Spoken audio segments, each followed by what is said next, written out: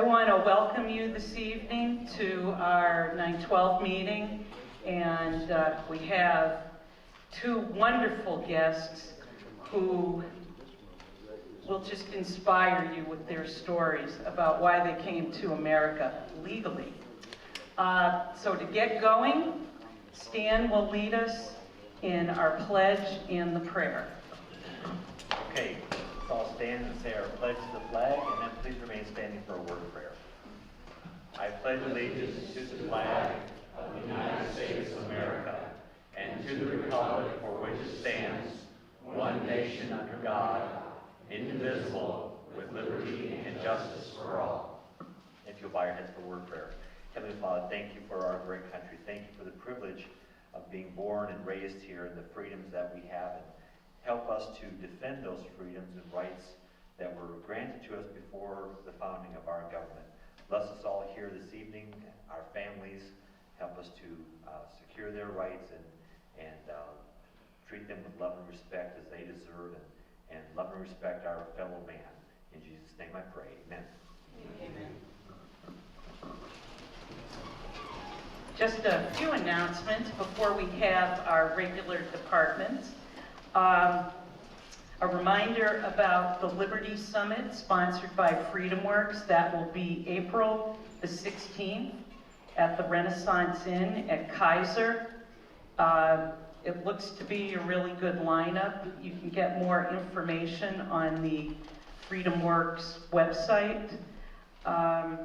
The cost is $20, is it? $20.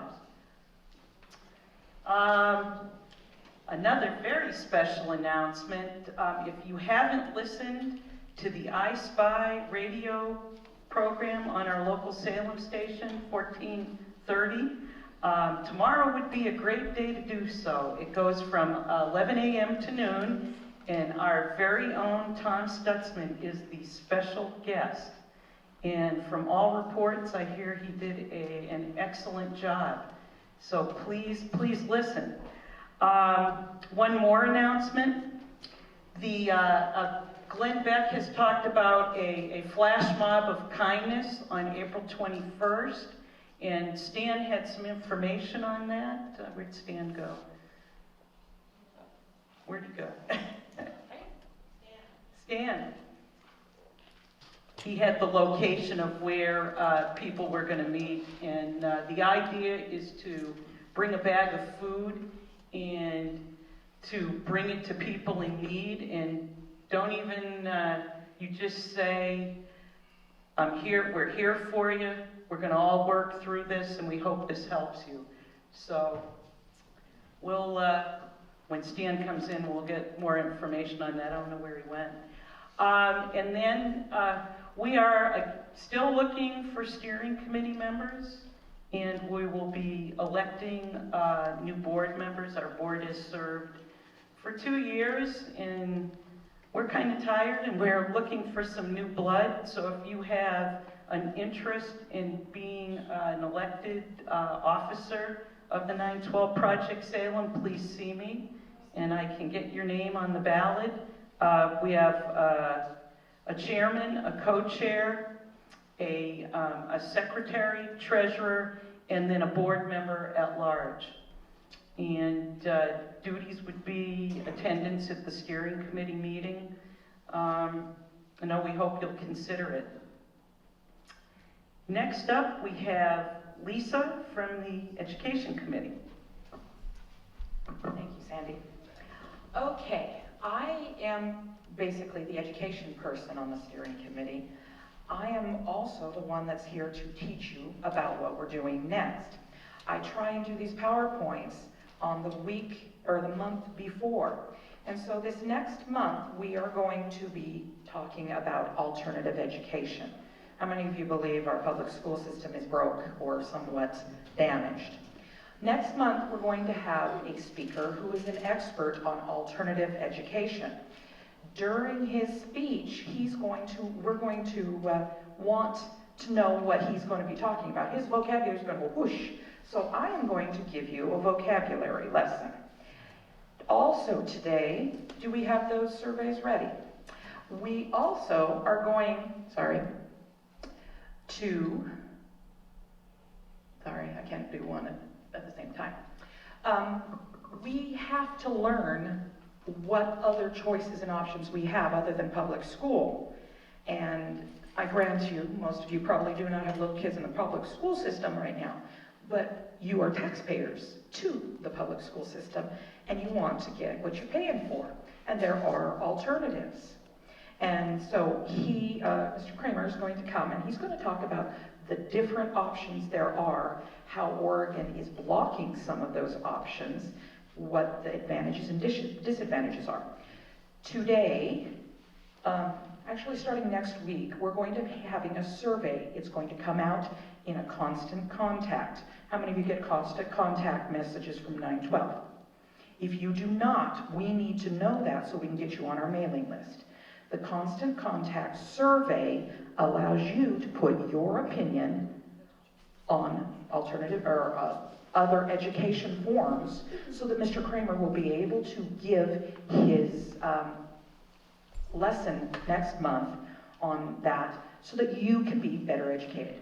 With that in mind, you have two ways of taking the survey. You can take it tonight and leave it here. If you're not going to get it in constant contact, you don't get your email, you don't bother checking, or please take it online. We're trying to get surveys and such started with constant contact.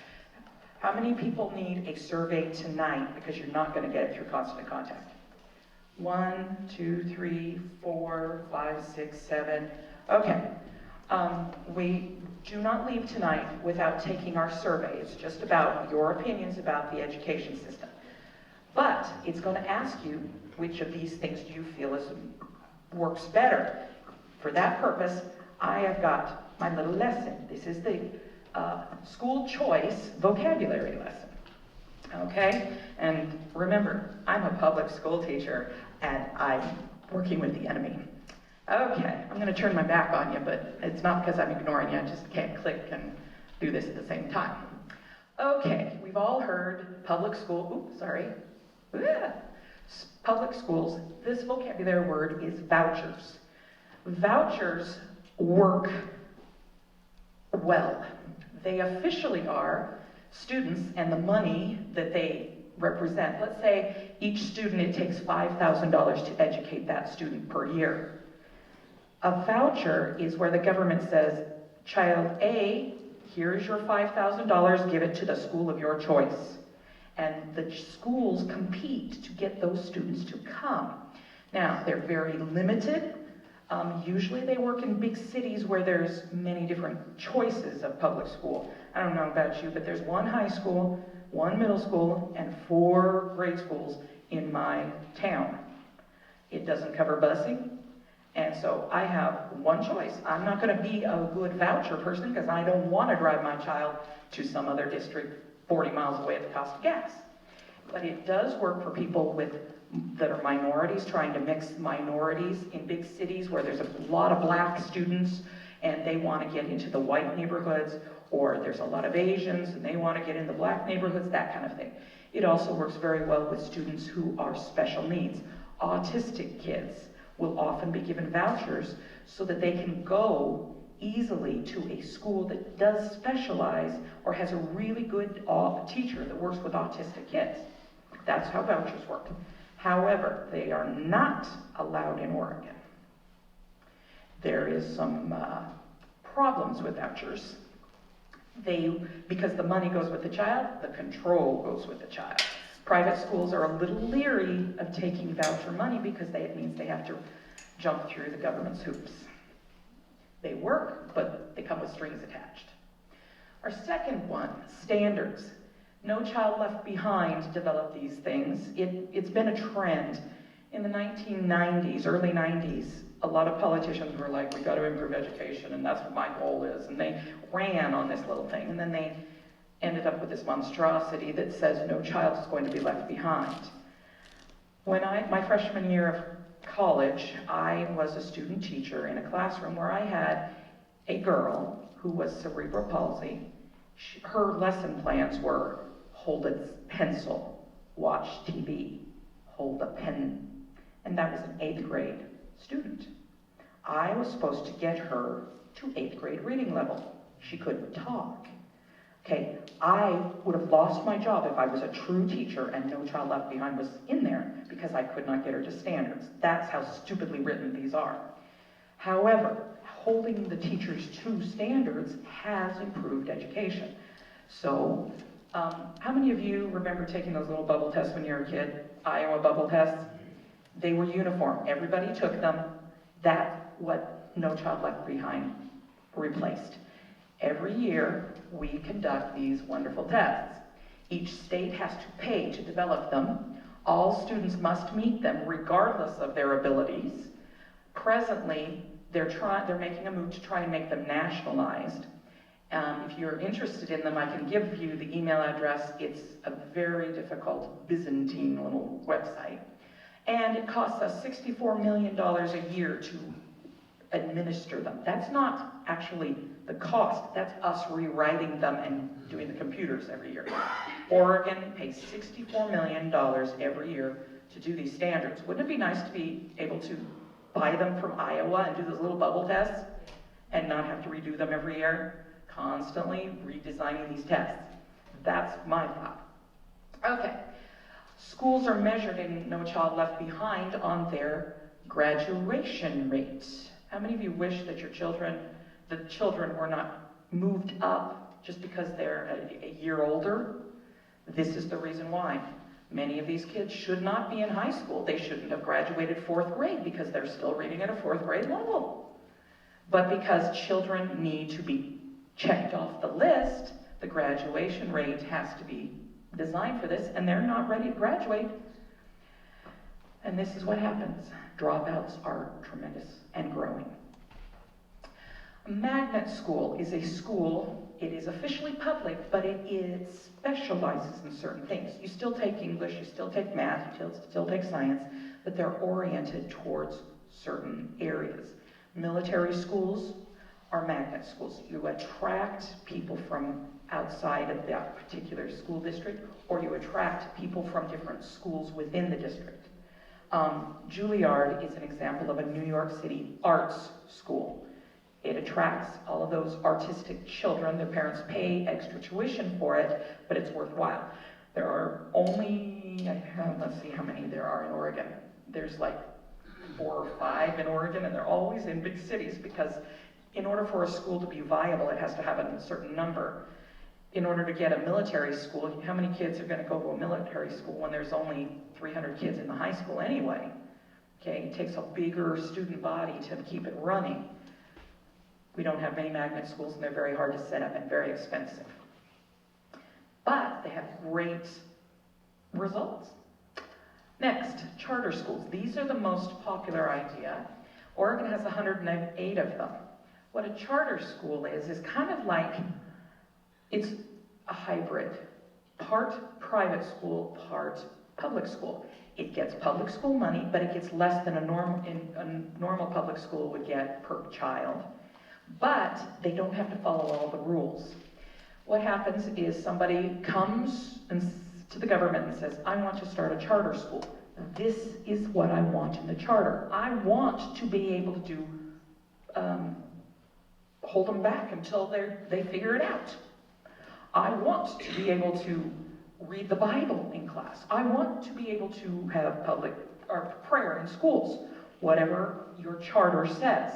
You go to the state government and ask for this. However, not every charter gets granted. I had a question over here. I was just going to let you know that the Jane Goodall Environmental Middle School had their 85 to 90 cents reduced to 65 cents. Ooh. To let you know. Now, that money comes from state funds, not from district funds. So you're a lot more dependent on the state. And a lot of charters are difficult that way. And there are waiting lines, 400 and 500 kids on the waiting list. One of the examples is our virtual school that we'll get to. Homeschooling is a viable option if you have the time and the money to, or you're willing to do without the money. 3% of Oregon is approximately homeschooled. They must request it formally in a nice little letter, but no one's going to say, no, you can't. They still have to take the state tests, and those state tests have to be conducted by somebody who's not a relative, and so you have to go into a special training thing. And you can say, I want to homeschool my kid, but they need to be in band. They really love band. They want to play the saxophone, and somehow playing the saxophone by yourself just isn't an option. You can't do band at the public school. If you fall below 15% in your testing, then they make you jump through more hoops. But most homeschooler kids don't fall that low. They do better. Okay, there's some debate about the definition of virtual school versus online school. The names are interwoven.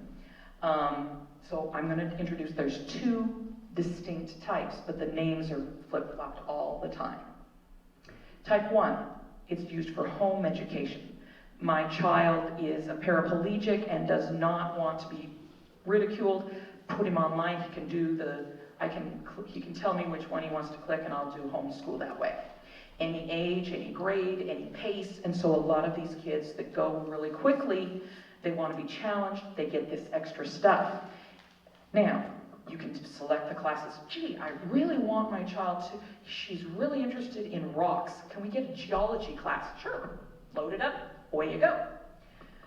Oregon Virtual Academy is one of those examples. SIO had a school district that was dying, and so they they asked for an extra charter.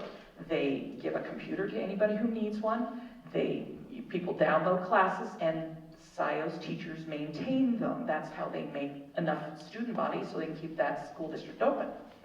But the state said, ooh, it's too popular, because they have over 4,000 students waiting in line to get online school. And so the school is being cut. They started with their charter saying, we would like to serve people who were way out, like Christmas Valley and out in the middle of the Tules and, Walla, way out on the east. Okay? And then Oregon said, sure, we'll do that. But it became so popular that they're overwhelmed. They can take more, but they have a very limited. 15 kids per grade level are allowed to get online. Not enough, not nearly enough. They're too popular. The second type is kind of sad. These are packet classes. Basically, bunches of worksheets are put online and the kid fills them in. It is used for, high schools will purchase these packet classes for the kids because the kids are too difficult to handle. They won't come to class on time, they're skipping classes, they're leaving classes, they're causing riots, they're dangerous to others, and so they stick them in the room and make them punch buttons, okay? Wainema is an example of that. Chemeketa provides a high school equivalent packet class where the kids go to Chemeketa to a special room full of computers, they punch a time clock, they have 3 weeks to finish the packet, and if they finish the packet, they get a credit, okay? The public school, it's worth it for the public school to pay for that kind of class, pay the tuition, because for every child that is skipping school or causing difficulty at school in the regular high school system, when they get them off their rolls, it helps the school meet their standards, requirements of graduation. Okay, private schools. Private schools, tuition has to be either from loans or other things. They do not have the requirements. The curriculum may be religious. It has restrictions, but the restrictions are based on the style of school. Montessori schools have very unusual methods of teaching. No one's complaining. Montessori works for some people. Montessori does not work for others. And so the parents get a choice, but the parents get to pay for it as well. And your taxes are not going to be reduced because of that, which is another alternative that Wayne suggested. Anybody talking tax credits? How many of you made over $5,000 in taxes, paid more than $5,000 in state taxes this year? Okay, I'm not asking for, I don't care. But you see, there's not enough, okay? Most kids, in order to get a good education, quote unquote, good education in a private school, costs $3,000 to $5,000 to do that. So parents either have to pay the $3,000 to $5,000 themselves, or if we had a tax credit, it might cover some of the cost, but probably not all of the cost needed to put your child in a private school. Another problem, public schools really have a lot of power to keep private schools out. Usually they limit the number of students that they can take because private schools have to provide certain services like PE and band, just like a public school. There's not enough buildings around it, so where do they go? They go to the public school and say, can we use your old abandoned, we are not using it any building? Sure you can, but you can't have more than 15 kids in a classroom. And so this public school limits them. The nice thing about private schools, parent involvement is very high, and they can actually change how they run. Wow, my child is not doing well here. Let's try a different teacher. And you change your student's location, and suddenly you get this connection. As a public school teacher, I know it's vital to have a connection with the student, and I don't always have a good connection with every student. So private schools are a good alternative, but there are limitations there as well. Now, those of you who've kept up with Mr. Stutzman's legislative agenda, you'll notice there's a lot of those things about education online. I hope this helped, just so you know what you're looking at. What's the difference between a virtual school? What type of online school are we talking? Because when you take that survey, you need to actually think, which of these things do you feel is going to work? All of them? None of them? That kind of thing. Any questions really quick? I can't take much. Yeah? Okay, now, when they first started this stuff, the federal government getting in, we had the fair tax curriculum, which didn't work, like was expected. But they also, the rest of the country had this the federal curriculum. And that was, and I talked to teachers of abortion about that, boy, they were very upset. But then again, that federal government got us out into trouble. I wish we could get out. Which is why they're getting out of it. All they do is tell us, make standards. Yeah. So, okay. We will now turn the time over to Tom for our legislative update. Thank you. Okay. I always like starting off with one of my favorite quotes, and it will become evident as we talk about this, and I've only got 10 minutes, so I'm going to buzz through this rather quickly, and if you guys have any questions about the bills we talk about tonight, grab me afterwards and I can discuss each one of them with you. But to start off with, we are going to talk about the 3 most important bills of the week. Now, you guys might want to write these ones down, because these are bills that the government and business absolutely cannot live without. The first one prohibits you or I from repairing or installing elevators to improper safety standards. The second one changes the title of the Director of Affirmative Action to the Director of Diversity and Inclusion. The third one prohibits sending unsolicited emails to public bodies because in Section 1 of the bill it says it's a misuse and a waste of paper. Now, obviously I was joking when I said these were the 3 most important bills of the week. However, these are 3 actual bills that had hearings this week at the Capitol. Your tax dollars went into writing these bills. Your tax dollars went into having these bills reviewed by lawyers. Your tax dollars went into committee meetings where these meetings, and had 8 to 10 different people at each of these committee meetings paid by your tax dollars where these bills were heard. Why do they need more than 1 year? Now, is government the solution to the problem? Tom thinks not. Okay? Now, something a little more serious. Real bills. Okay? The first one allows a state officer or an employee who authorizes payment of monies to labor organizations through payroll deductions to designate which political party they want to send their donations to. Now, as you all know, right now, most unions have membership that is both Republican and Democrat. However, when donations come out, about 95% of it goes to Democrats. This bill here that will be before the legislature, is before the legislature right now, would allow the employee to designate which political party their donation gets sent to. I belong to the bad SEIU, and they don't give you a choice. In fact, I wanted my money back, and they said I had to quit the union, so all I could do is pay due. This bill that we just talked about will give you that choice if it passes. Here is one that you guys might be interested in. This one here authorizes radar in the city of Salem. Photo radar in the city of Salem. It also includes Albany, Bend, Eugene, Medford, Gladstone, Tualatin, Milwaukee, Oregon City, Portland, and Tigard.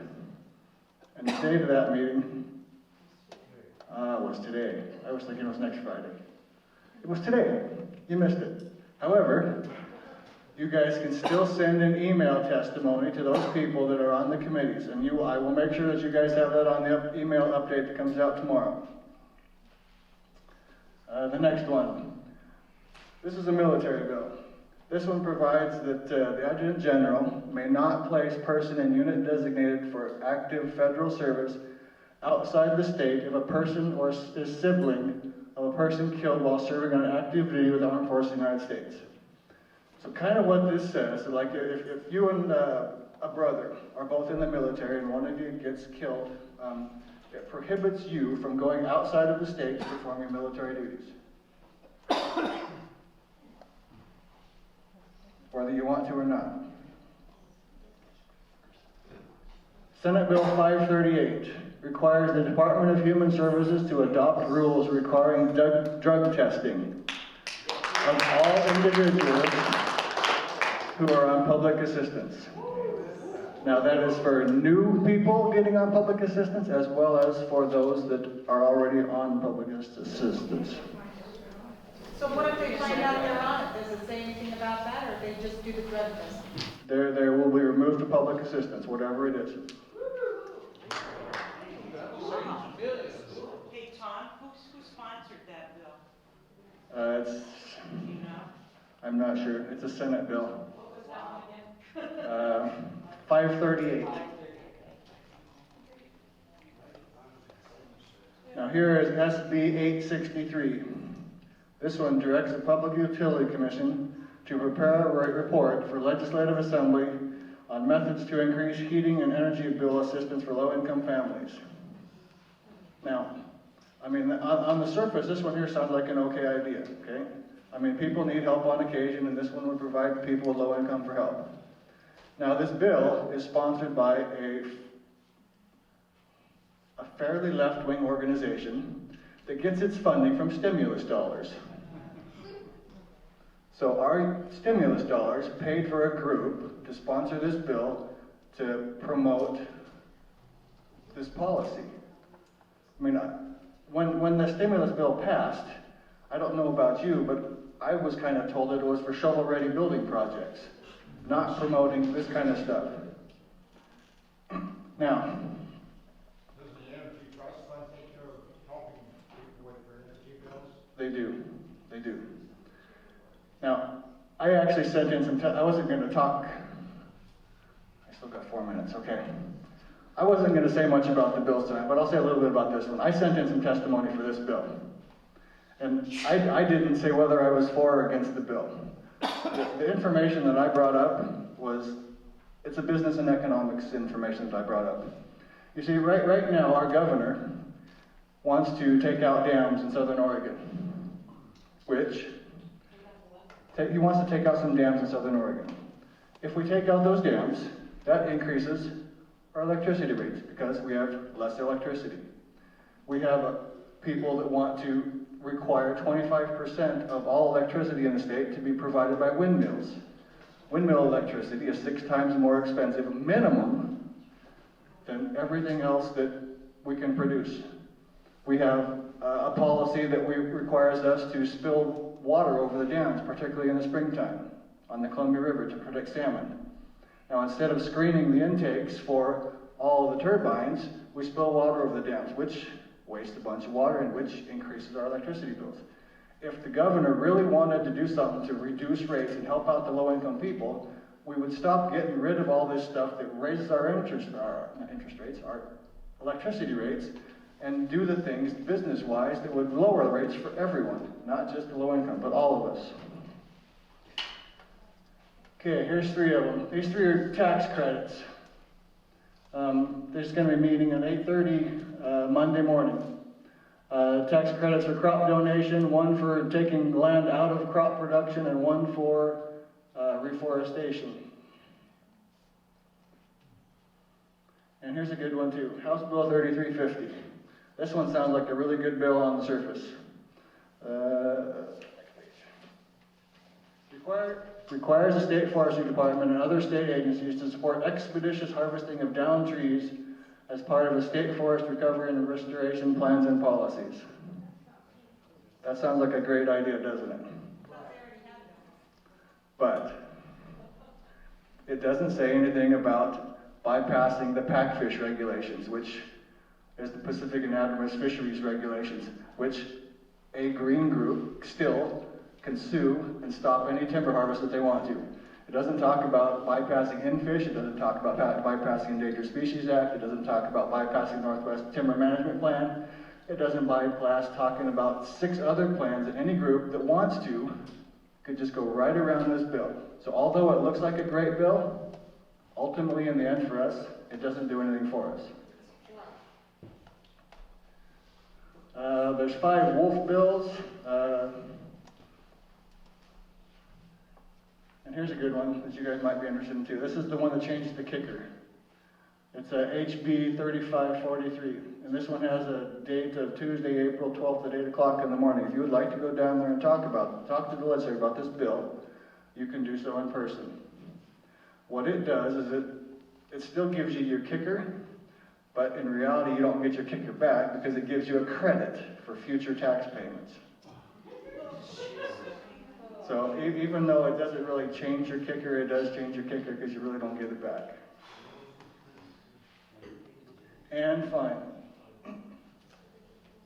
oops, went down. Prohibits retail stores from selling tobacco from operating powered machines that roll cigarettes or allowing customer to operate powered machine that rolls cigarettes. Now, it's a very detailed bill, but I brought it up for one reason, okay? That bill there, HB 3610, I mean, significantly regulates a private business. And I mean, as most of you know, I go through all of the bills every week that are coming up for committee hearings, and I read the introductions, just like the ones we just read, for about 200 bills every week. There is bill after bill after bill, just like this one, that puts more and more and more and more and more and more and more and more regulation on businesses. I mean, whose job is it, or why is it government's job to tell a private business what it can and cannot do within the confines of its walls? I mean, if you're going to have a smoke shop, I mean, I don't smoke and never have. But if somebody chooses to do something legal, I mean, they should have a right to roll their own cigarettes inside their own building. Okay? Thank you, and if you have any questions about any of those bills, I'll feel free to answer them after the meeting. Have a great night.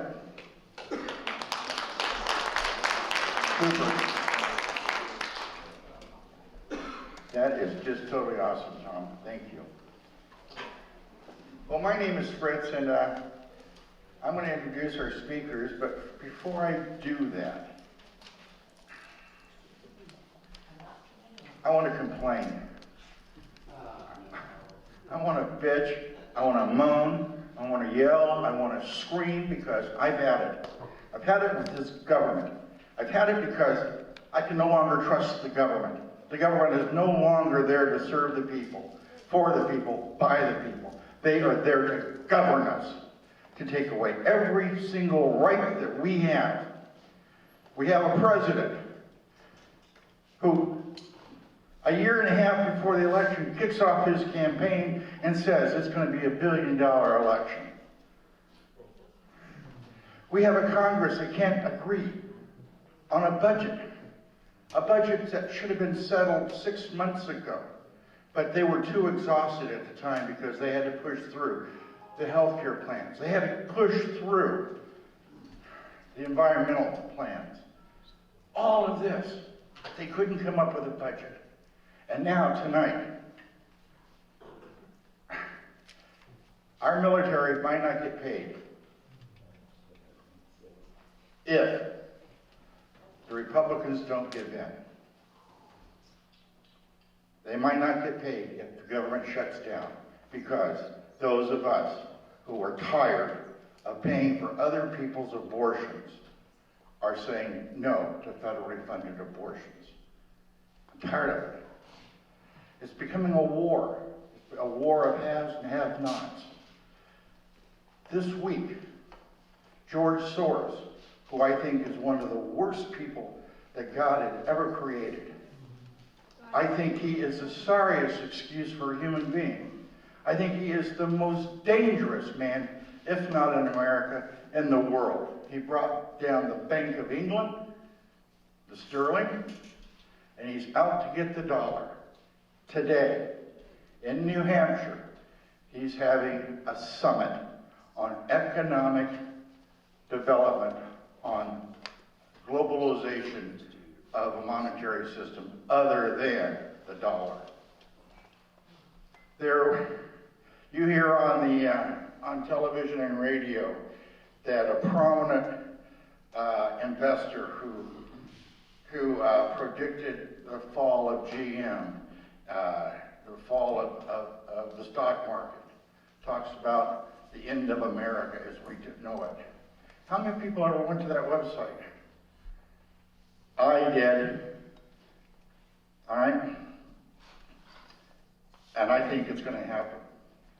If the fall of the dollar happens, this country is finished.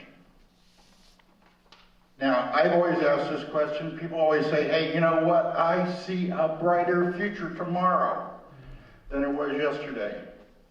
A better America. And I question that now. Under what circumstances is it going to be a better America? Is it going to be a better America so our children can grow up and live the American dream to be anything they want to be without government interference? Or is it going to be a government that's going to control everybody's lives so everybody is mediocre? This is what's happening. We have SCIU aligned with the Muslim, no, not the Muslim Brotherhood. It is called the Muslim Peace Coalition. Okay? That are having demonstrations, protests in San Francisco and in New York tomorrow. And what? Roll me some bacon. I think we should all carry bacon with us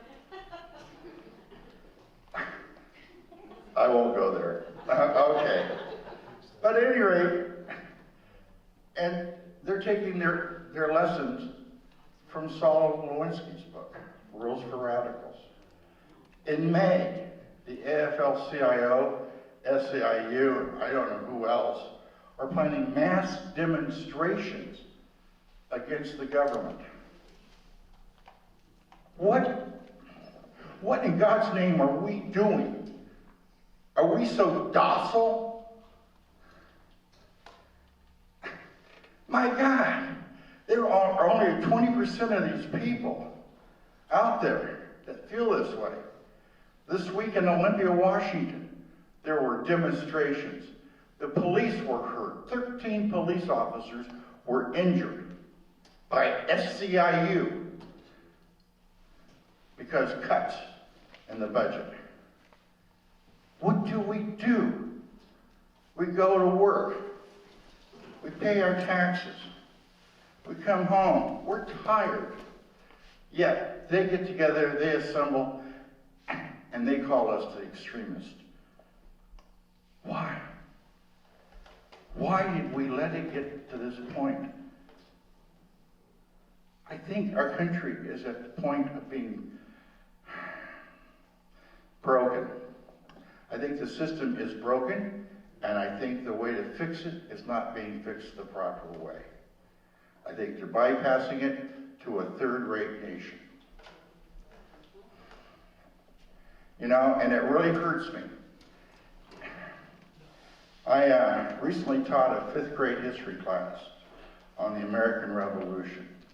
And the last day there, I wanted to impart some information to these children of why things are important, why our founding fathers were who they were, and what their beliefs were. So I had a poem that has been one of my favorites for God ever since I was in school. And it was written by Carl Sandburg. And he wrote it between 1918 and 1920. And you have to remember, at that time, Wilson was in office. Wilson was a progressive. And Wilson wanted to change the Constitution. He wanted to change everything that made us great. And Carl Sandburg wrote against that. So he wrote a poem, and please bear with me. And the poem is called 4 Preludes on a Play-Like Thing in the Wind, and subtitled, The Past is a Bucket of Ashes. He starts out and he goes, the woman named Tomorrow sits with a hairpin in her teeth and takes her time and does her hair the way she wants it, and fastens at last the last braid and coil, and puts the hairpin where it belongs, and turns and drawls, well, what of it? My grandmother yesterday is dead and gone. What of it? Let the dead be dead. The doors were cedar, and the panels strips of gold, and the girls were golden girls, and the panels read, and the girls chanted, we are the greatest city, the greatest nation, nothing like us ever was. The doors are twisted on broken hinges. Sheets of rain swish through the wind, where the golden girls ran and the panels read, we are the greatest city, the greatest nation, nothing like us ever was. It has happened before. Strong men put up a city and got a nation together, and paid singers to sing and women to warble, we are the greatest city, the greatest nation, nothing like us ever was. And while the singers sang, and the strong men listened, and paid the singers well, and they all felt good about it all, there were the rats and the lizards who listened. And the only listeners left now are the rats and the lizards. And there are black crows crying, caw, caw, bringing mud and sticks, building a nest over the words carved on the doors where the panels were cedar, and the strips of the panels were gold.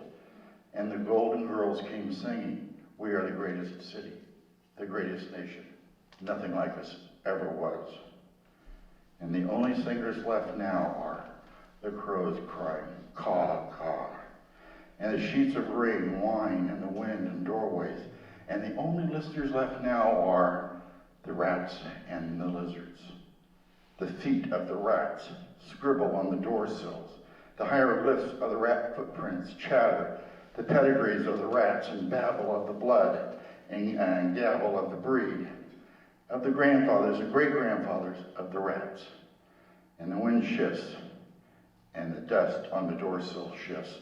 And even the writing of the rat's footprints tells us nothing at all about the greatest city, the greatest nation, where the strong men listened and the women warbled. Nothing like us ever was. My friends, we stand at a doorway. The future beckons us. The common thought of the day is, the past is is a bucket of ashes. Don't look back, just go forward. I can't. I stand in that doorway and I look to the future and I embrace the past to help me go through that door. We have to do something. We can't let them win. I don't want my grandkids to grow up thinking, wow, you had it great back then, Grandpa. I can't see that happen. I spent my whole life in belief of this country. I can't let that happen. And I don't think neither can you. And so with that thought in mind, I know it's kind of depressing, but there is hope. There is true hope. Tonight we have two patriots, and I call them patriots because they had a dream, they had a desire. And they took that dream, they took that desire, and they came to this country. And they went through this system. One is Sherri Brodie from Iran. Where are you? You want to come up? And the other is Manny Martinez from Cuba. You want to come up? Sit down. We're clearing this off. Listen to their stories.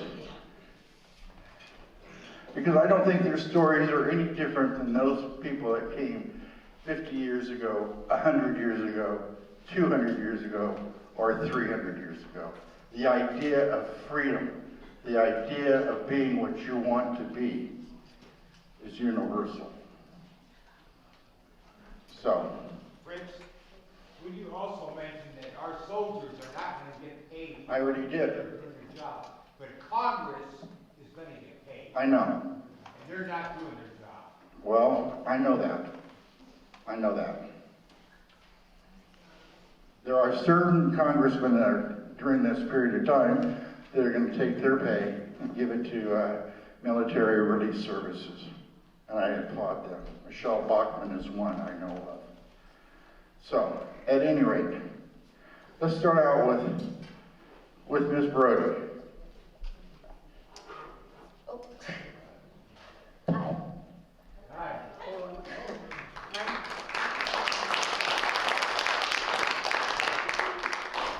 My name is Shaheen, but normally they call me Sherri because they cannot pronounce it. I come from Iran, Muslim country, grew up with a Muslim family. It's a totally different from this Muslim you see today on the television and talk about. When I came in here, I'm married to American. When I came here first time, it was 1970. And then a lot of Americans didn't know where Iran was at all. Even my mother-in-law. And the first question she asked me, of course, that time I didn't speak very good English. Neither right now. But she asked me, do you guys have a cucumber in your country? Yes, we do. The best. Those little Persian cucumber, really tasty. So, that time, a lot of people has very little idea about Middle East. Beautiful country. A lot of democracy. Where I grew up, it was a co-ed school, boy and girl. We had the bikini in the beach. I grew up with mini skirt, this was fashion. It was different. All of those got lost in the Middle East because of the Muslim, which is all the people right now you see, all the terrorists, you see take over all the Middle East. When they say define between Muslim and a Muslim, I see a lot of Americans still does not get it. The difference between when they said, oh, you cannot say anything about all the Muslims, there is a fanatic Muslim, and there is a definition between these two. Anybody who wear turban, anybody who wear beard, or the lady who cover themselves, they're fanatic Muslim. There's no difference between them. People you see like me, We're Muslim, but we are just like you.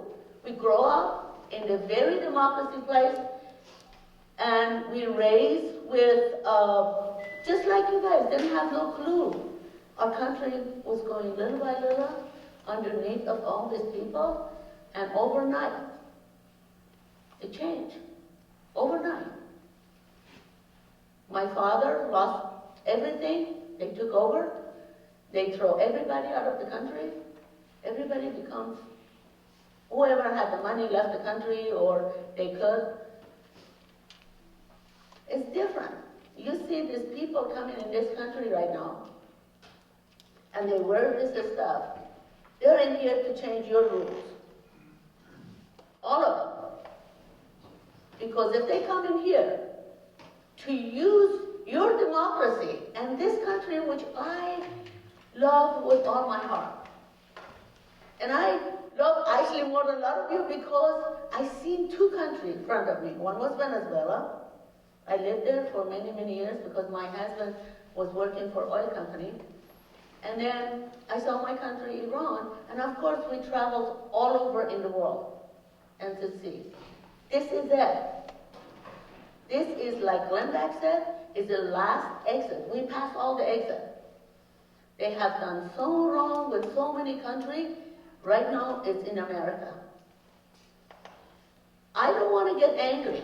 The first time when I there was a downtown business that was all gathered together. When I walked downtown, there was the most proudest moment when all these people, American, was outside, was for 9/11, after 9/11, I don't know when was it, downtown I got together. I could never say, because I knew it was coming. I knew it 10 years ago.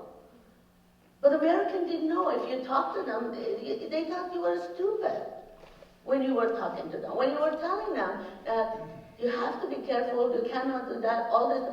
No, they think you're stupid. No, you know, but still you don't know. I'm sorry I have to say that. It's still you don't know. You're not taking it serious. It is that serious. Because overnight, which you are a little bit feeling, overnight your life is over. This government, American government with Hussein Obama, which I should love it because his name is Muslim. I don't, because I think he's destroying this country. And it's not him. Let's just get it straight. It's the people behind him that are dangerous, which I said many years ago. Because 10 years ago, in the Persian Channel, I heard that they're going to put the economy rugs under America. That was 10 years ago. And then when people come in this country, like me, when I come in this country, I know more than all of you how to manipulate your government and take the money because they have attorney, they have everything. I know a lot of people in this country, their mother doesn't live in this country, but they get paid. It's just ridiculous. I know the lady who worked for my store for many years, she is American citizen. All her life she works. She's 70 years old. She has to get the job because Social Security is paying her $300. Yet I know my friend's mother never worked in this country. She gets $700 and Medicare, and she does all of this, and she lives in a very expensive home with her daughter, and she gets paid. And that 70 years old American woman who worked all her life gets $300. Now she has to work. To me, is unjust. And you guys don't have no clue what's happening to you. They need, right now to me, Democrats need to make you guys angry. Angry. Then they're going to blame you.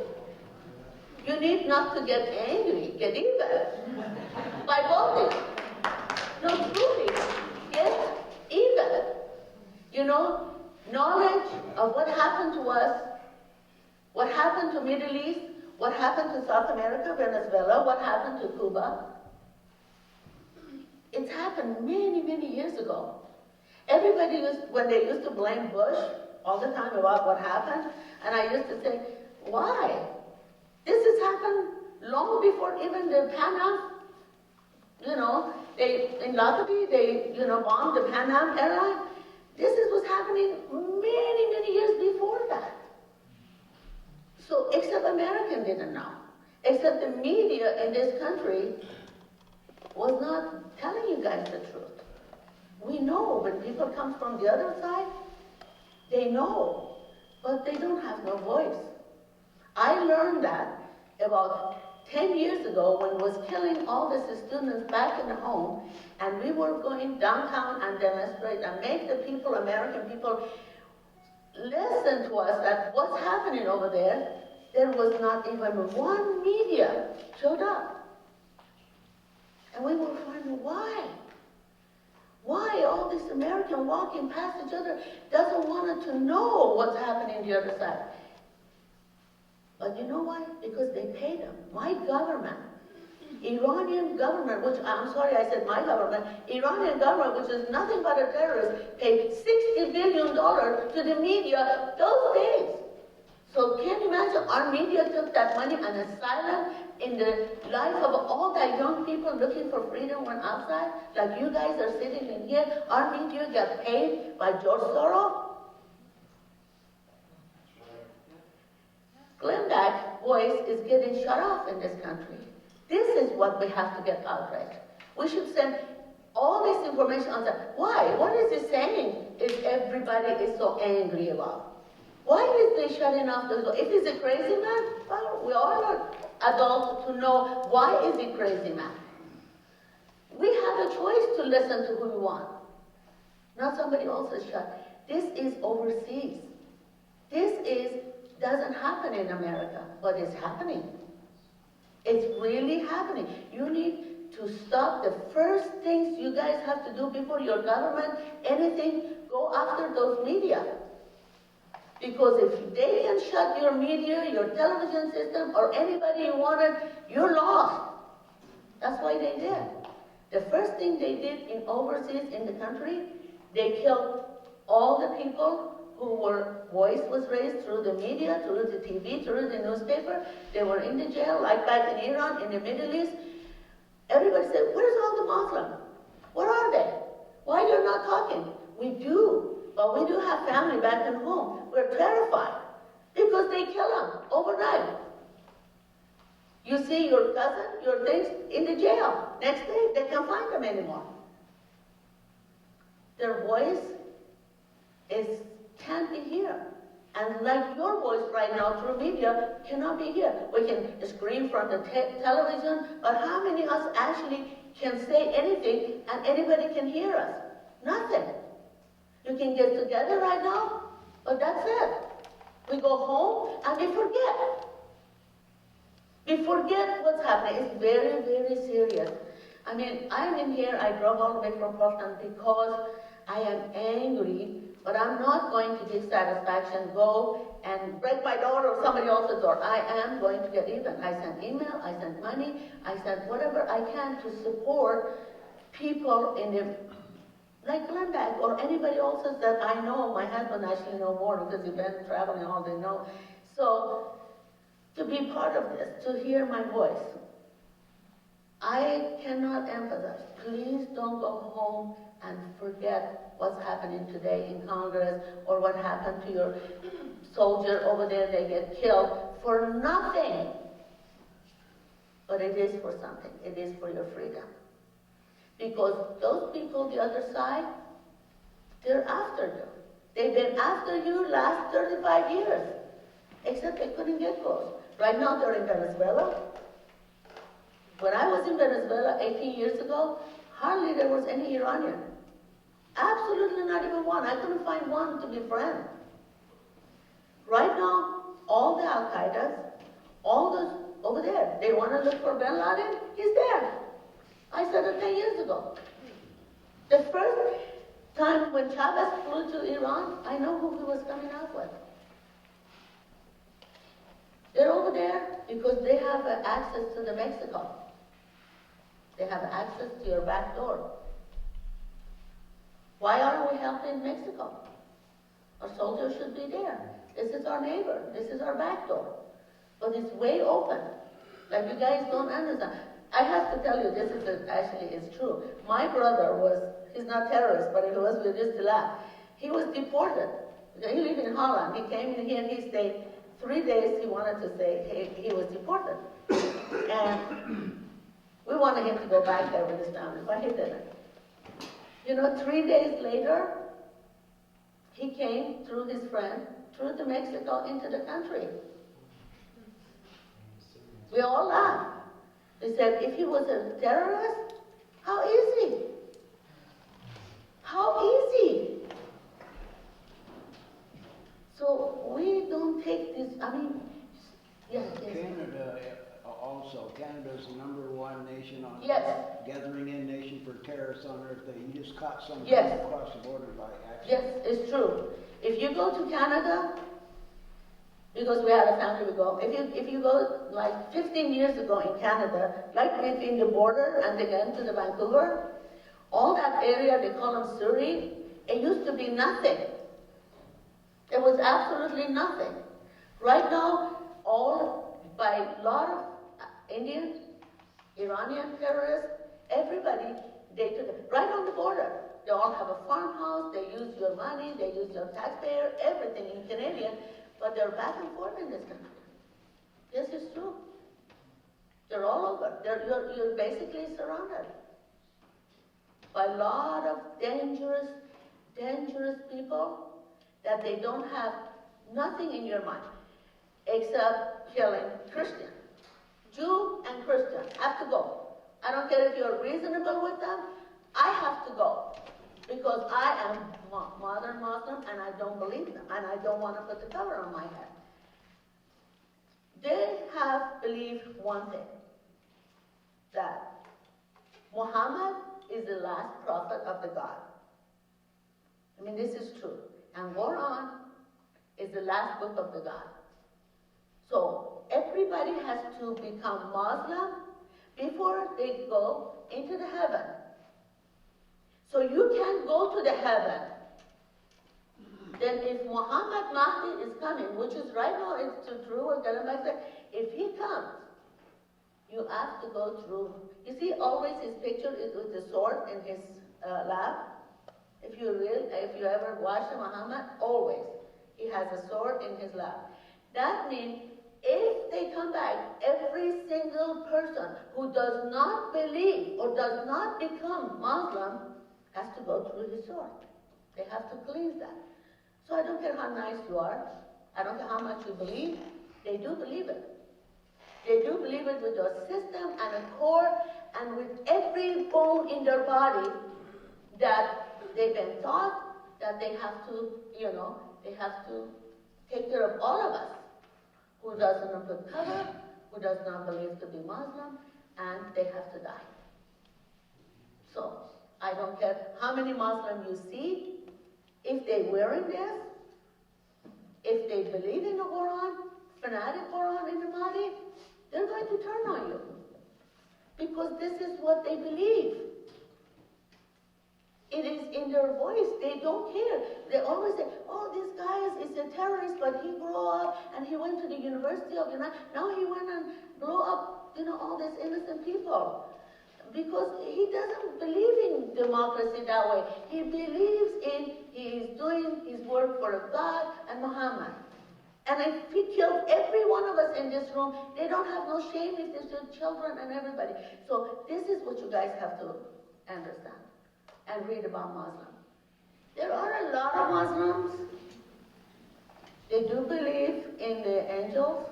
They do believe in Jesus. If you look at the Quran, basically true, like me, we believe on Mary. We pray on Mary. We go to the church because we believe that God, has all these Muslims to show us the right way, of the God way. My religion is after seeing so much, what I believe in, ultimately, sacrifice of all of this was to show us to be able to live together as a human being and believe on the God, which is He was our creator. None of us created us except the God. Now that we are here together, it has nothing to do with our color, nothing to do with anything except is we're all in the right path into the God ultimately. You know, but what I believe, I don't know about this, but yes, they do have Messiah. Who? Jesus. Well, if they accept him, Yes, they have do. to But this is what you see on the surface. They are fanatic Muslims. Their brain is only washed in that way through Muhammad. But they do, a lot of Muslims that they, just like that, they do believe. We used to celebrate Christmas. Really. But they killed all of that. They killed it on true whatever it is right now. So what I'm saying, basically, what we come in here is not our country. Basically, you know, it is. We grew up. I've been coming here 40 years. It becomes part of this country. But I love to take my children where I was born, where my grandmama is buried, all the time. But we can't. We can't. And now everything is in here is lost. It's the same. Where do we want it to go from in here? Nowhere. Nowhere. Because there is no places left. It's the greater of this country. Honest to God. I lived in Europe. I know all over in Europe. Nothing like in here. My sister lives in Europe. I'm sorry if I have to. Healthcare. You know, this is the healthcare they're making. She got the cancer, right? Takes her 6 months to talk to her doctor after the first diagnosis. And then it got too late. For 1 year for her, they knew she had a cancer. Took her 1 year to see the doctor. It was too late. So finally they have to cut her legs and do 90%. And it was a mess. She knew that. So now they want to push that healthcare to us. It is ridiculous. It absolutely. My mother, 72, her kidney failed. They did not, in Holland, put her in the dialysis machine so she can have the time to write everything because she was too old. They're not spending a penny on the old people. And that's why they plugged out the machine and said, she's too old. We cannot put her on anything. She has to die. Even my brother said, I can give her a kidney. I don't care even if you want to give her a kidney. She's too old. We don't want to spend that expensive, even to put your kidney on her. So they don't understand this stuff. I'm sorry, there's so much to say. I know there's a lot of people, but... Well, we'll let Mandy say a few words, and then we'll open it up to questions. Okay. And we can continue the discussion. Sorry.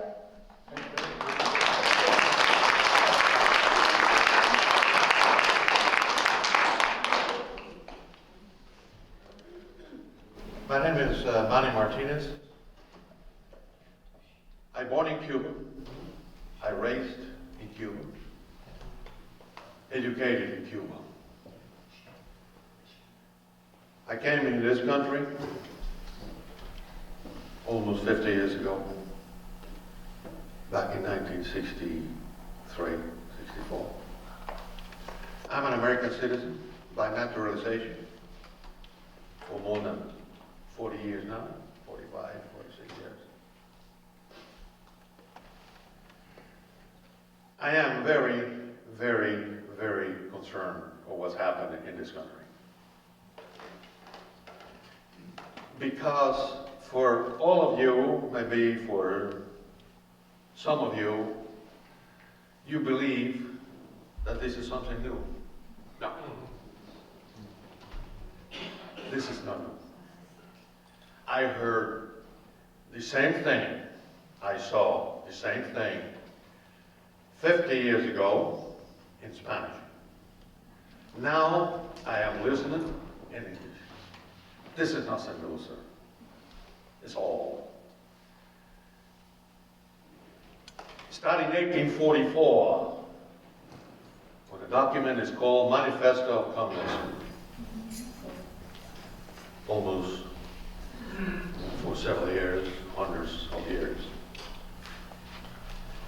And since the very beginning, this country was the goal for them. They need to get this country.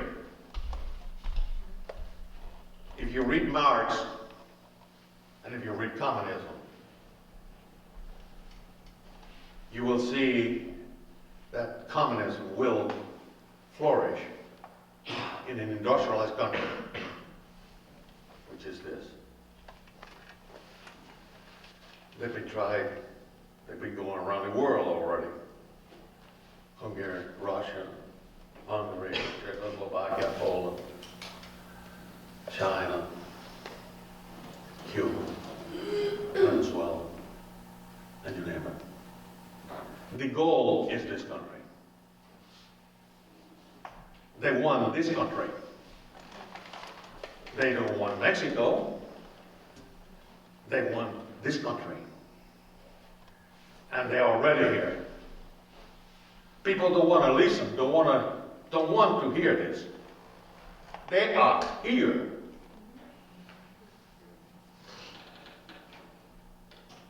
And if we don't take care, they're going to succeed. This is the greatest country in the world.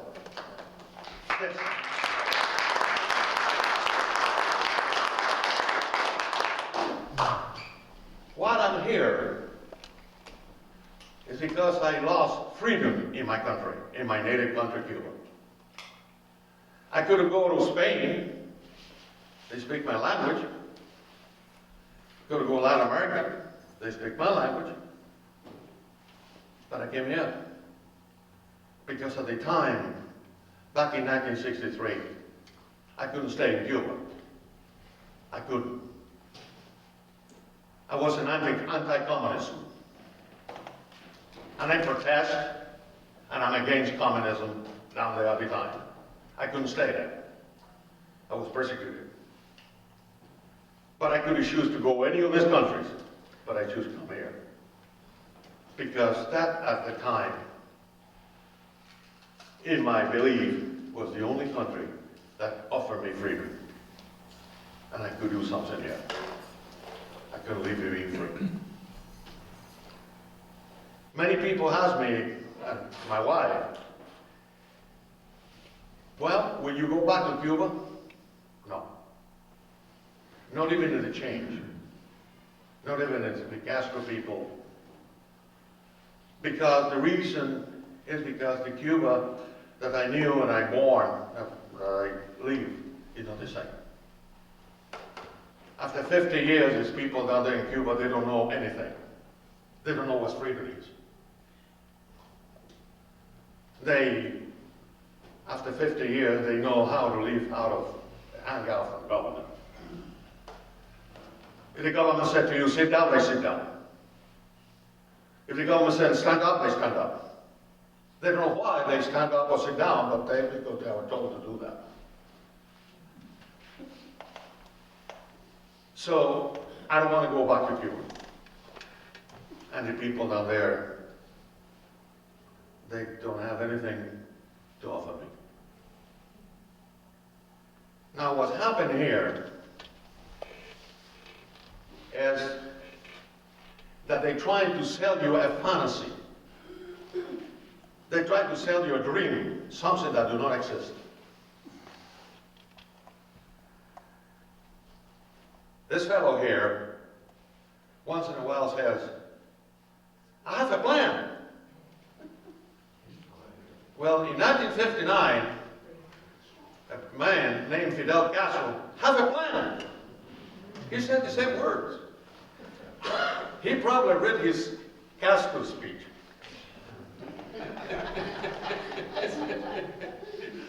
The only problem is that Castro is more charismatic and more eloquent than this fellow.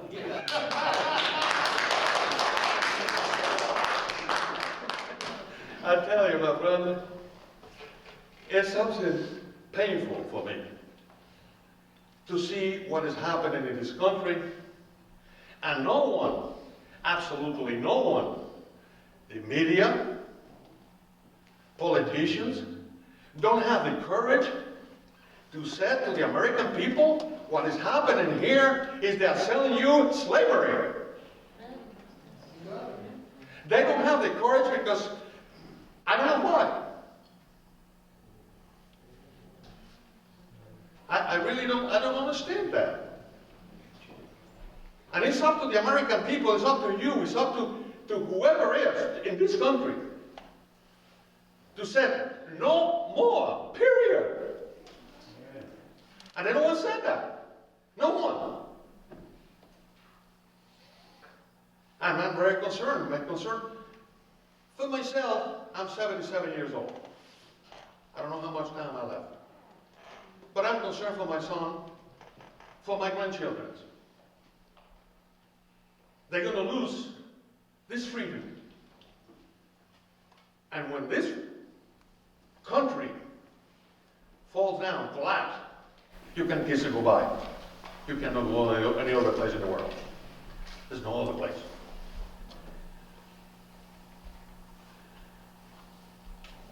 What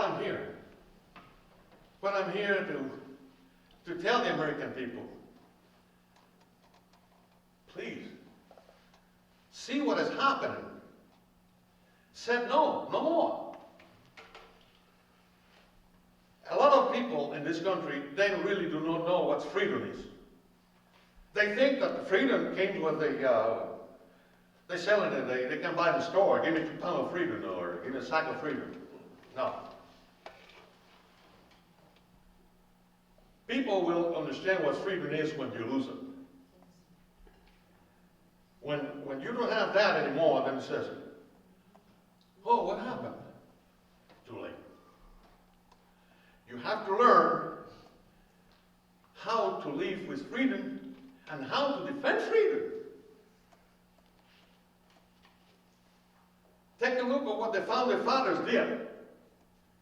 They give us this. Do you think they like what they did? Their family, they put their family, they kill them. For us to have that freedom, you have to learn how to defend freedom. Without freedom, you have nothing. Many people ask me about my life. What happened to me? Well, I'm not here to sell you a book. 10 million books. I've been through that. I've been through communism. I spent the 4 or 5 years of the revolution, the so-called revolution. I saw everything. I've been through the entire book, all the chapters. I saw tortures, assassination, anything possible, anything that you can imagine, I've been through it.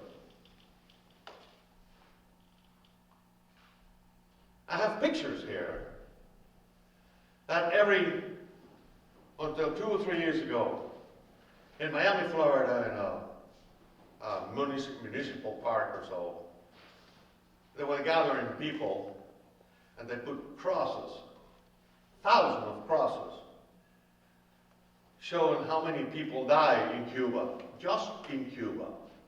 Each of these crosses has a name on it. And each name is documented when they died, who killed them, where they were killed, the day, the time, everything, documented. Thousands and thousands and thousands of crosses. You can see the picture there. I have taken pictures of people that I found were my friends, that they were killed, assassinated. They put them in front of a fire squad. They took the blood out of their brains before they killed them. And they sell the blood in someplace else.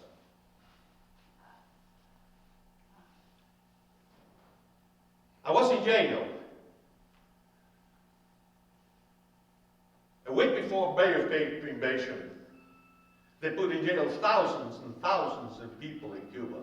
Thousands. Not hundreds, thousands. And I still remember, and it's cannot forget, a woman, and I don't know where he was in that same prison someplace, begging not to kill her son. She was telling the people, to the communists, kill me, don't kill my son. He only fight for freedom. The next day, I heard that her son was shot. I don't know what happened to her. I never met the man, the woman. Probably they killed her too. That was very common.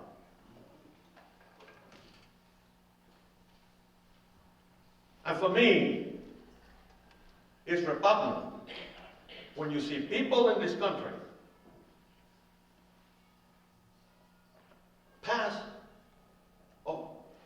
politicians going to Cuba and embrace those people that they killed thousands and thousands and thousands of people. For me, it is very hard. The only thing I beg you, to all of you, don't let this happen in this country. What they're selling you here is a fallacy.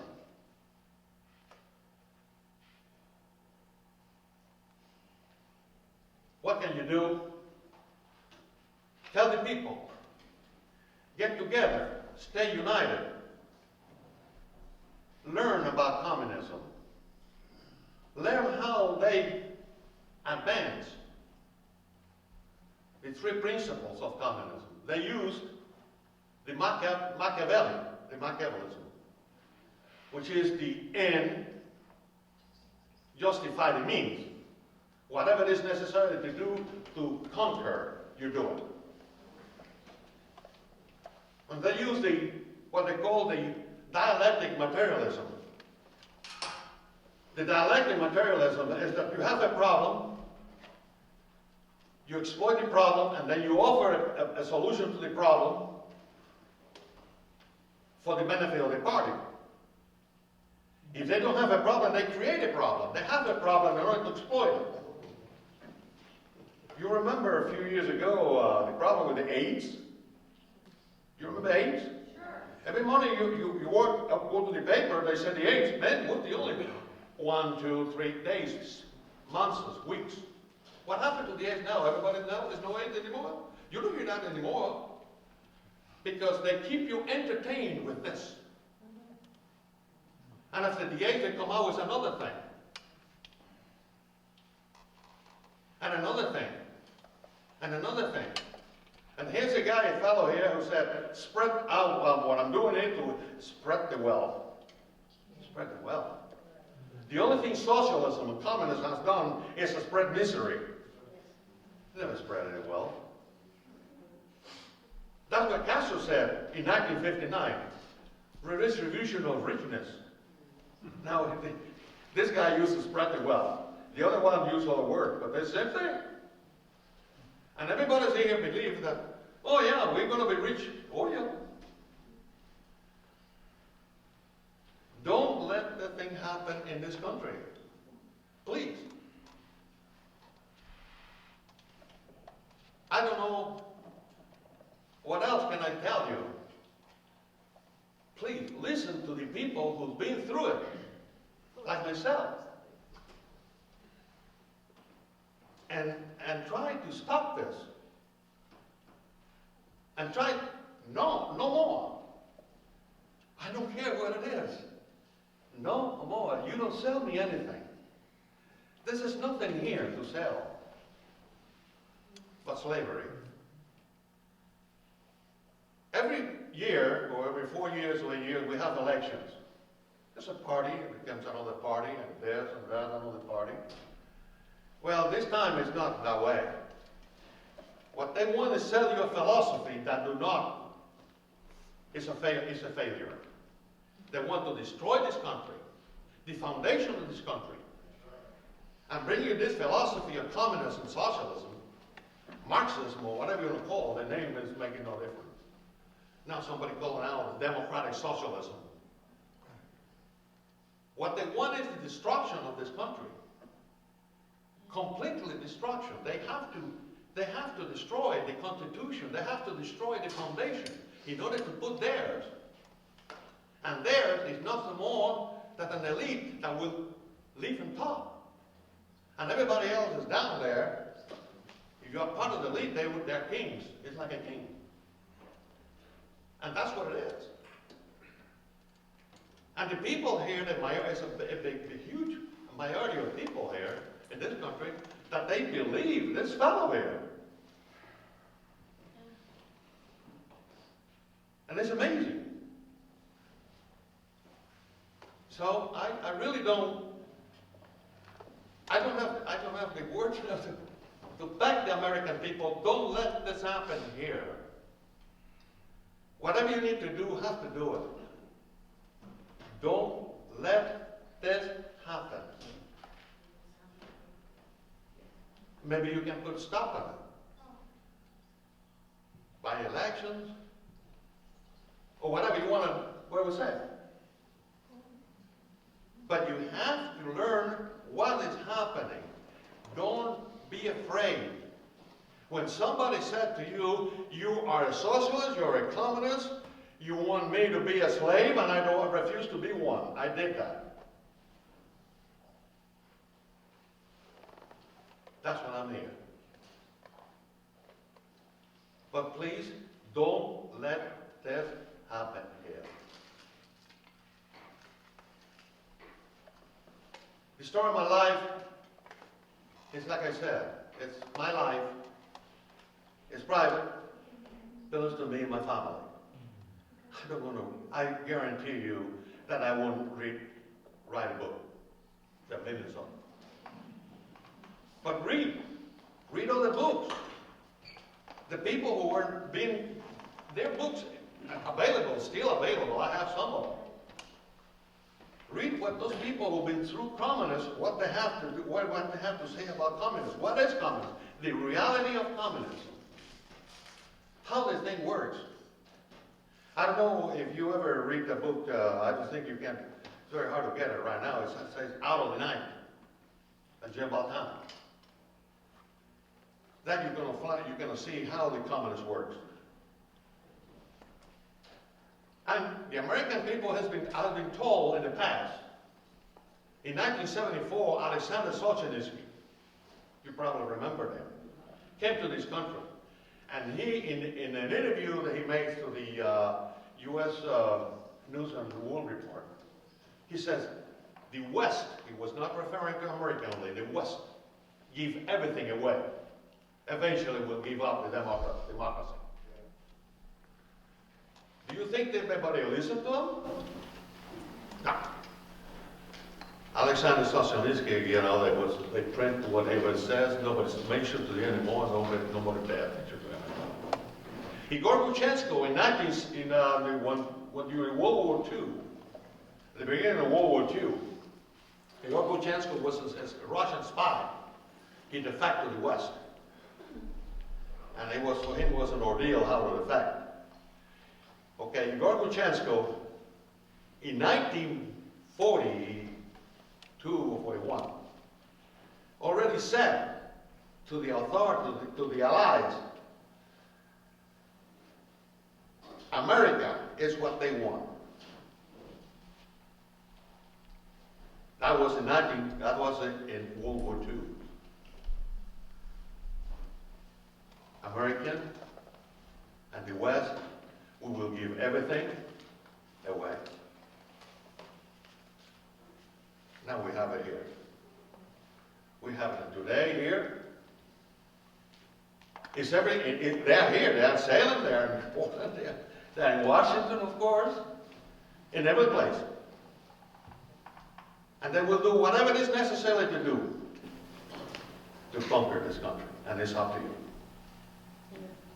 It's up to you to say no. And if you don't say no, they'll get you.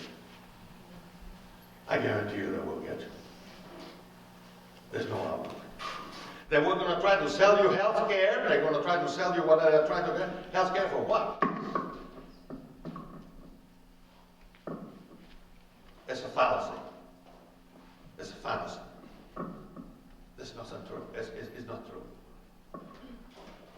really don't have anything else to say.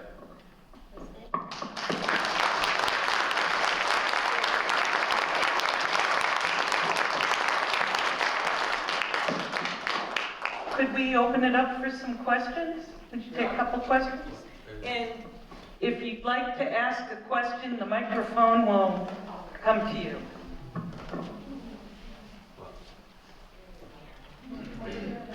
To both our speakers. Here, I'm gonna use that one, and I'm gonna run around with this one. I wanted to ask Manny a question. Manny, you mentioned a book just a few minutes ago. Would you? Ma'am? What? That book what? I have to, I'm a hard hearing. And it's this echo, you know, it's too much echo here. And it's very hard for me to, so maybe my wife. Oh, okay. Can you? You mentioned Want the name of a book? You mentioned a book and author just a few minutes ago. Would you repeat that, please? I didn't catch what you said. I'd like to read that. Well, the book that I'm talking about is Out of the Night. Out of the night? Out of the Night. Out of the Night. It's by John Baltan. It's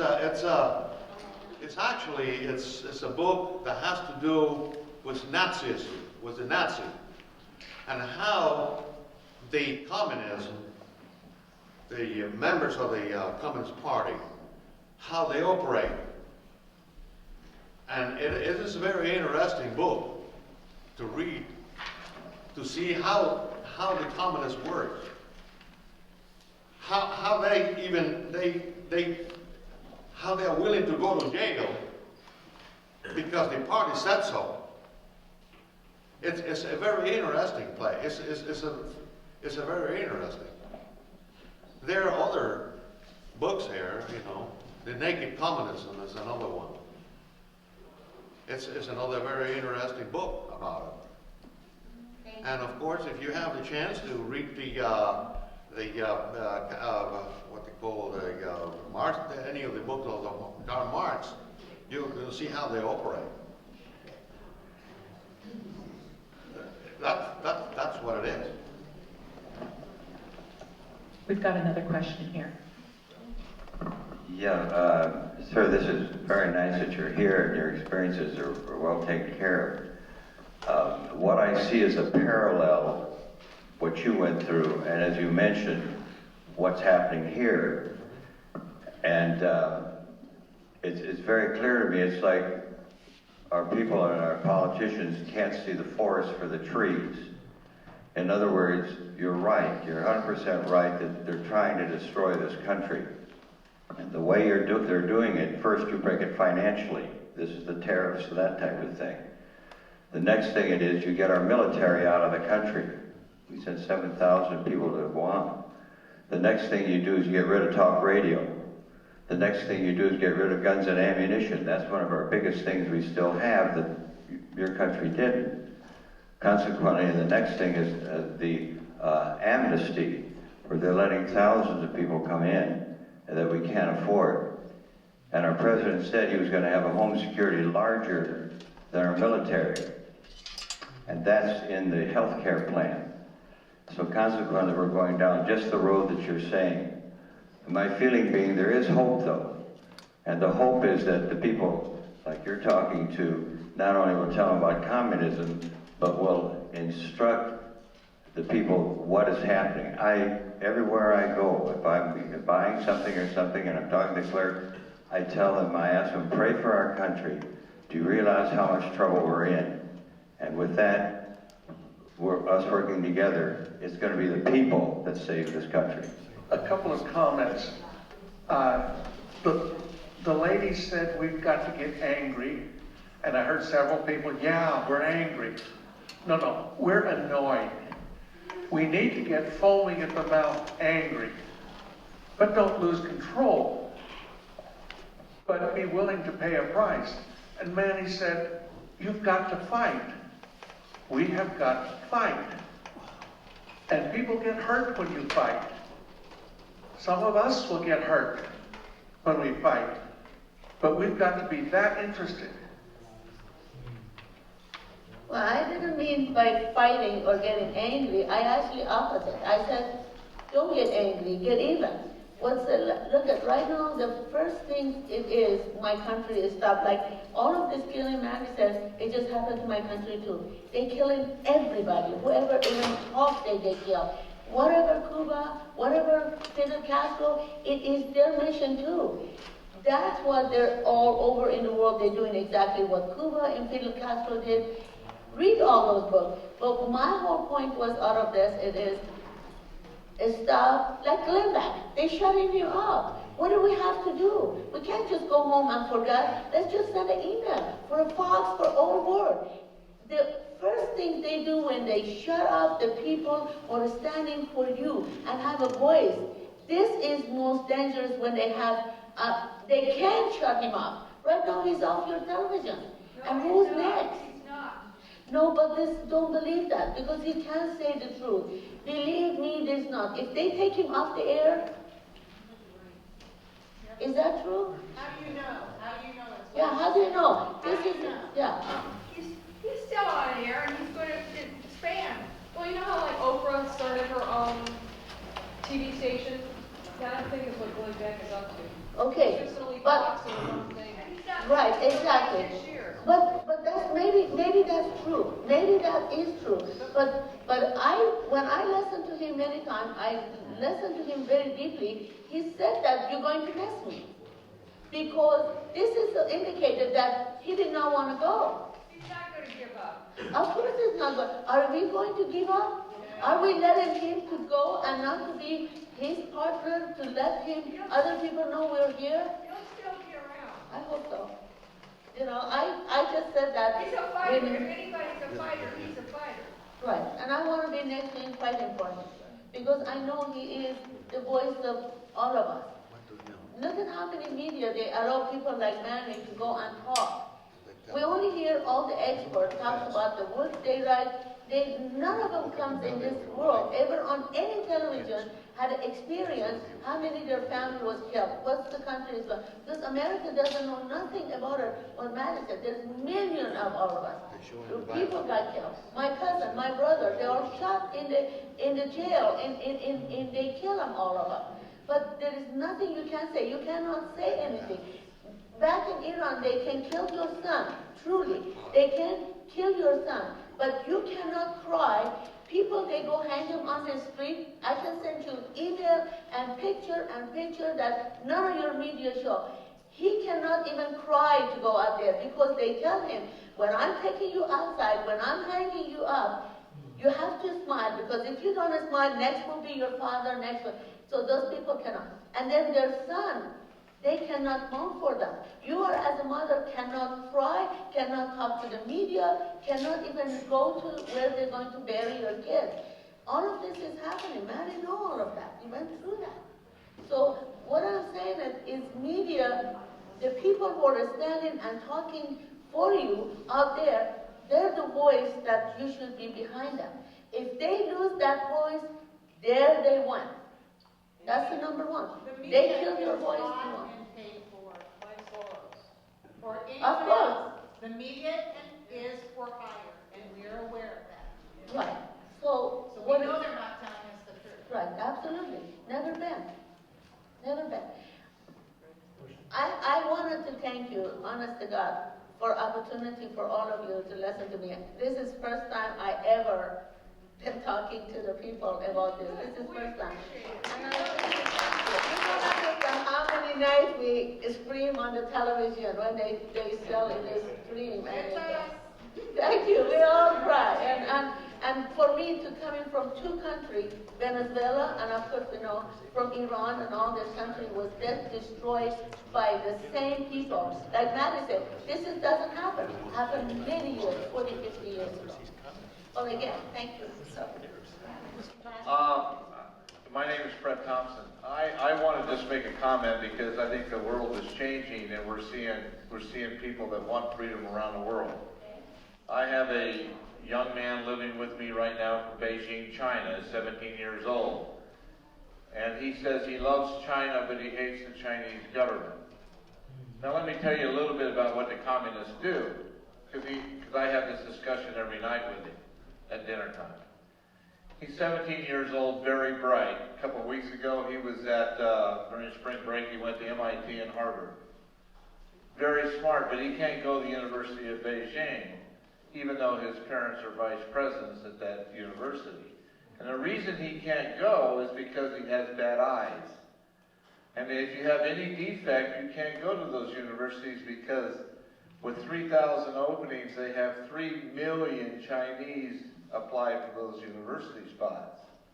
So he's over here getting his education. You know, he's 12,000 miles away from his parents. Now, in China, you have to, you can't date before you're 18. You have to get married between 22 and 27. You have to have a child between 22 and 27. You can only have one child, normally a boy. When you have a lot of people over there, when they have a girl, a lot of them in the rural areas kill the girl.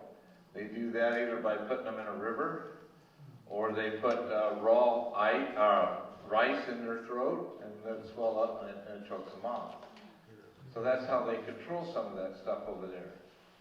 So they take away the freedoms. They can only drive a car on certain days. They have to get permission to get a car. They live in an apartment. They can only live there for 50 years. Then they have to move out. The social system is that children take care of the parents. You know, a lot of marketing people out there will give you a 30-second commercial, and that's as far as people will look at it. So we have to get involved and take this country back and bring it back to what it used to be.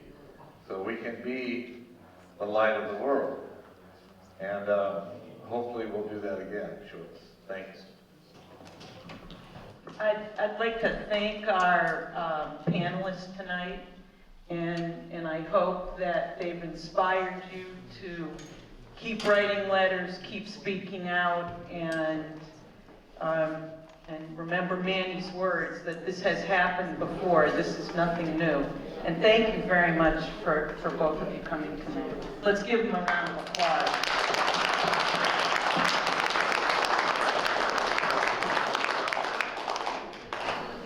Thank you very much. Good evening.